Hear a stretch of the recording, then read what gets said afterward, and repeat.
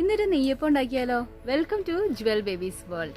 നല്ല സോഫ്റ്റ് ആയിട്ടുള്ള നല്ല സൂപ്പർ നെയ്യപ്പത്തിൻ്റെ റെസിപ്പിയാണ് ഇന്ന്. അപ്പോൾ വീഡിയോയിലേക്ക് പോകുന്നതിന് മുമ്പ് ഇതുവരെ ഈ ചാനൽ സബ്സ്ക്രൈബ് ചെയ്തില്ലെങ്കിൽ ഒന്ന് സബ്സ്ക്രൈബ് ചെയ്തേക്ക്. ആ ബെൽ ബട്ടൺ ഓൾ എന്ന ഓപ്ഷനും കൂടെ ഒന്ന് ക്ലിക്ക് ചെയ്തേക്ക്, പുതിയ പുതിയ അപ്ഡേറ്റ്സുകൾ നിങ്ങൾക്ക് ലഭിക്കാനായിട്ട്. നല്ല സോഫ്റ്റ് ആയിട്ടുള്ള നെയ്യപ്പം ഉണ്ടാക്കിയാലോ. കിഡിലെ നെയ്യപ്പമാണ്. അപ്പോൾ ഇത് ഉണ്ടാക്കാനായിട്ട് നമുക്ക് വേണ്ട ഇൻഗ്രീഡിയൻസ്, നമുക്ക് പച്ചരി എടുക്കാം 1 ഗ്ലാസ്, 6 മണിക്കൂർ കുതിർത്തി വെച്ച പച്ചരി. ഇനി നല്ല തരിയായി പൊടിച്ചെടുക്കാം. അതാണിത്, നല്ല തരിയുണ്ട് കേട്ടോ, തരി വേണം ഇതിന്. അപ്പോൾ ഇതൊന്ന് അരിച്ചെടുക്കാം. കട്ടയൊന്നും ഇല്ലയെന്ന് നമുക്ക് നോക്കാനായിട്ടൊന്ന് അരിച്ചെടുക്കാം. അപ്പം അരിച്ചെടുത്തിട്ട് തരി ഉണ്ടെങ്കിൽ ഒന്നും കൂടെ പൊടിച്ചെടുക്കാം കേട്ടോ. അപ്പോൾ ഇച്ചിരി തരിയുള്ള പച്ചരി പൊടിച്ചതാണ് എടുക്കേണ്ടത്. ഇനി നമുക്ക് ശർക്കര എടുക്കാം കേട്ടോ. ശർക്കര ഒരു ഉണ്ടയുടെ 1/4 ഭാഗമാണ് എടുത്തിരിക്കുന്നത്. ഒരു വലിയ ഉണ്ടയുടെ 1/4 ഭാഗം. ഇത്ര ശർക്കര മതി, കാരണം 1 ഗ്ലാസ് പച്ചരിയാണല്ലോ നമ്മൾ പൊടിച്ചു വെച്ചിരിക്കുന്നത്. ഈ ശർക്കര നമുക്ക് പൊടിച്ചെടുക്കാം. നല്ല ഇടിച്ച് പൊടിച്ച് നല്ലപോലെ പൊടി നമുക്ക് ഒരു പാത്രത്തിലേക്ക് ഇട്ട് വയ്ക്കാം. ഇനി വലിയൊരു പാത്രമോ അല്ലെങ്കിൽ മുറ ആണ് ഏറ്റവും നല്ലത്. നമുക്കതൊന്ന് നന്നായിട്ട് മിക്സ് ചെയ്യണം. അപ്പോൾ വലിയൊരു പാത്രമോ അല്ലെങ്കിൽ ഒരു ബേസിനോ മുറോ എന്തെങ്കിലും എടുത്തിട്ട് നമുക്ക് അതിലേക്ക് ഇതെല്ലാം കൂടി മിക്സ് ചെയ്യാം. അപ്പോൾ അതിനു വേണ്ടി നമ്മൾ ആദ്യം പൊടിച്ചു വെച്ച 1 ഗ്ലാസ് പച്ചരി തരിയായിട്ട് പൊടിച്ചതും പിന്നെ അതിലേക്ക് നമ്മളിപ്പോൾ പൊടിച്ചെടുത്ത ശർക്കരയും നമുക്ക് എടുത്തു വയ്ക്കാം. ഇനി നമുക്ക് ഇതിലേക്ക് 1/4 ഗ്ലാസ് റവ കൂടി ചേർത്ത് കൊടുക്കാം. റവ ഇതിൻ്റെ ഒരു മെയിൻ ഇൻഗ്രീഡിയൻ്റ് ആണ് കേട്ടോ. കാരണം നല്ല ടേസ്റ്റ് വരാനും നല്ല ഒരു ക്രിസ്പായിട്ടും ഒക്കെ കിട്ടാനായിട്ട് ഏറ്റവും നല്ലത് റവയാണ്. അപ്പോൾ റവ ഇതിൻ്റെ ഒരു മെയിൻ ഇൻഗ്രീഡിയൻ്റ് ആണ്. ഇനി നമുക്ക് ഈ 3 ഇൻഗ്രീഡിയൻസും വെച്ചിട്ട് നന്നായിട്ട് കുഴയ്ക്കണം കേട്ടോ. ആ കുഴയ്ക്കുന്നതിലാണ് അതിൻ്റെ കട്ടയൊന്നും വരാതെ നന്നായിട്ട് മിക്സ് ചെയ്തെടുക്കണം.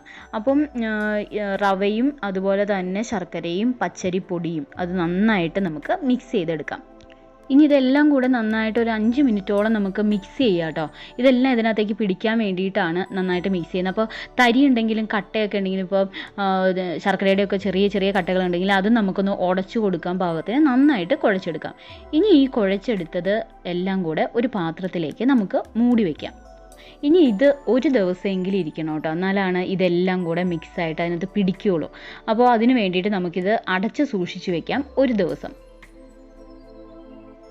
ദിവസം അല്ലെങ്കിൽ മിനിമം ഒരു 6 മണിക്കൂറെങ്കിലും കുതിർത്തി ഇതിനകത്ത് ഇങ്ങനെ വെച്ച് കഴിഞ്ഞാൽ മാത്രമാണ് അതിൻ്റെ ടേസ്റ്റും എല്ലാം പിടിക്കുകയുള്ളൂ. അപ്പോൾ അതുകൊണ്ട് മിനിമം ഒരു 6 മണിക്കൂർ അല്ലെങ്കിൽ ഒരു ദിവസമെങ്കിലും വെച്ചാൽ നല്ല ടേസ്റ്റ് ആയിരിക്കും. അപ്പോൾ ഇവിടെ മമ്മി ഒരു ദിവസം കഴിഞ്ഞിട്ടാണ് കേട്ടോ ഇനി ഈ മാവ് എടുത്തിരിക്കുന്നത്. അപ്പോഴത്തേക്കും നല്ല സെറ്റായിട്ടുണ്ട്. അത് കണ്ടോ, അതാ ഇങ്ങനെ അതിൻ്റെ ഒരു ചെറുതായിട്ട് വെള്ളമൊക്കെ അതിൻ്റെ മുകളിലൊക്കെ വന്ന് ഒരു ദിവസം കഴിഞ്ഞപ്പോഴേക്കും നല്ല സെറ്റായി വന്നിട്ടുണ്ട്. ഇനി ഇതിലേക്ക് നമുക്ക് ഏലക്ക പൊടി കൂടി ചേർത്ത് കൊടുക്കാം. ഒരു 3 ഏലക്ക നന്നായിട്ട് പൊടിച്ച പൊടി കൂടി ചേർത്ത് കൊടുക്കാം. ഇനി ചേർക്കേണ്ടത് തേങ്ങാപ്പാലാണ്. തേങ്ങാപ്പാൽ നമുക്ക് ഈ 1 ഗ്ലാസ് പച്ചരി ഉള്ളതുകൊണ്ട് നമുക്ക് ഒരു 1/2 മുറി തേങ്ങയുടെ പാല് മതി. അപ്പോൾ ആ പാൽ എടുത്ത് വെച്ചിട്ടുണ്ട്. നമുക്ക് ഇനി അത് ഈ പാത്രത്തിലേക്ക് ഒഴിച്ചു കൊടുക്കാം. മിക്സ് ചെയ്ത് ഇതിലേക്ക് ഒഴിച്ചു കൊടുക്കാം. എന്നിട്ട് നന്നായിട്ട് ഇളക്കിയെടുക്കാം. മമ്മിയാണ് കേട്ടോ നമുക്ക് നെയ്യപ്പത്തിൻ്റെ ഈ റെസിപ്പി പറഞ്ഞു തരുന്നത്. ഇങ്ങനത്തെ ട്രഡീഷണൽ ഡിഷൊക്കെ മമ്മിയുടെ കുത്തകയാണ്. മമ്മിയാണ് ഇതിൻ്റെ എക്സ്പേർട്ട്. അപ്പോൾ സൂപ്പർ നല്ല ടേസ്റ്റുമാണ്. അപ്പോൾ അതുകൊണ്ട് മമ്മിയാണ് ഇത് പറഞ്ഞു തരുന്നത്. അപ്പോൾ ഇനി ഇതിലേക്ക് നമുക്ക് വേണമെങ്കിൽ ഒരു പഴം കൂടി ചേർക്കാം കേട്ടോ. നെയ്യപ്പം നല്ല സോഫ്റ്റായിട്ട് കിട്ടാൻ വേണ്ടിയിട്ടാണ്. അപ്പോൾ പഴം ഇല്ലെങ്കിൽ നമുക്ക് ചേർക്കാൻ പറ്റുന്നത് മൈദയാണ്. മൈദ എടുത്താലും നല്ല സോഫ്റ്റാണ്. അപ്പോൾ മൈദയേക്കാൾ ഗുണം പഴത്തിനാണ് കൂടുതൽ. പക്ഷേ ഇന്നിവിടെ മൈദയാണ് എടുക്കുന്നത്. അപ്പോൾ മൈദ ഒരു 1.25 തവി മൈദ ചേർക്കുന്നുണ്ട് കേട്ടോ. അപ്പോൾ ചെറിയ തവി മൈദയും കൂടെ ചേർത്ത് കൊടുക്കുന്നുണ്ട്. അപ്പോൾ നല്ല സോഫ്റ്റായിട്ട് നമുക്ക് കിട്ടും. ആവശ്യമുണ്ടെങ്കിൽ നമുക്ക് വീണ്ടും തേങ്ങാപ്പാൽ ഒഴിച്ചു കൊടുക്കാം കേട്ടോ. എന്നാലും ഈ ഒരു 1/2 മുറി തേങ്ങയുടെ തേങ്ങാപ്പാലും മതി, അതിൽ കൂടുതൽ തേങ്ങാപ്പാലൊന്നും വേണ്ട. അപ്പോൾ ആവശ്യമുണ്ടെങ്കിൽ കുറച്ചും കൂടെ തേങ്ങാപ്പാൽ ചേർത്ത് നമുക്ക് ഇളക്കിയെടുക്കാം. ഇനി ഇതിൻ്റെ ഇൻഗ്രീഡിയൻസ് എല്ലാം തീർന്നു. ഇനി ഇതെല്ലാം കൂടെ നന്നായിട്ട് മിക്സ് ചെയ്യുകയാണ് ചെയ്യേണ്ടത്. അപ്പോൾ ഇതിൻ്റെ ആ ഒരു പാകം കണ്ടത്, ഈ ഒരു പാകത്തിൽ വേണം മിക്സ് ചെയ്തെടുക്കാനായിട്ട്. അതിന് ശേഷം വേണം നമുക്ക് നെയ്യപ്പം എണ്ണയിൽ വറുത്ത് കോരാനായിട്ട്.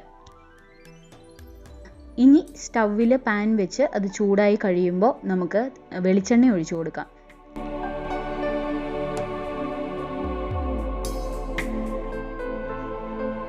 വെളിച്ചെണ്ണ നന്നായി ചൂടായി വന്നിട്ടുണ്ട്. ഇനി അതിലേക്ക് നമുക്ക് നെയ്യപ്പം ഓരോന്നോരോന്നായി കോരി ഒഴിക്കാം. അപ്പോൾ ഒഴിക്കുമ്പോഴും ശ്രദ്ധിക്കുക, ഒത്തിരി വലിയ തവി കൊണ്ടൊന്നും ഒഴിക്കേണ്ട. നമുക്ക് കൈകൊണ്ട് തന്നെ ചെറിയ ചെറിയ നെയ്യപ്പമായിട്ട് അത് കോരി കോരി ഒഴിച്ചാൽ മതി. ഇടയ്ക്ക് മറിച്ചിട്ട് കൊടുക്കണം കേട്ടോ. അപ്പോൾ മറിച്ചും തിരിച്ചും ഇട്ട് നമുക്ക് വേഗം നെയ്യപ്പം കോരിയെടുക്കാം. അപ്പോൾ നെയ്യപ്പം റെഡിയായി കഴിഞ്ഞിട്ടുണ്ട്.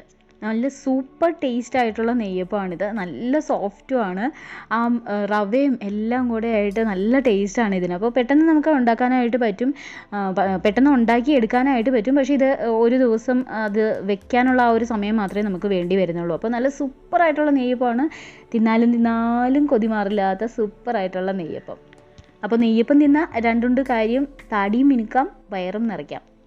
ഈ റെസിപ്പി എല്ലാവർക്കും ഇഷ്ടമായല്ലോ. ചിലപ്പോൾ ചിലർക്കെങ്കിലും അറിയാവുന്നതായിരിക്കും. അറിയില്ലാത്തവർ മറ്റുള്ളവർക്ക് വേണ്ടി ഷെയർ ചെയ്ത് കൊടുക്കണം. ട്രൈ ചെയ്ത് നോക്കണം. കമൻറ്റ് ചെയ്യാൻ മറക്കണ്ട കേട്ടോ.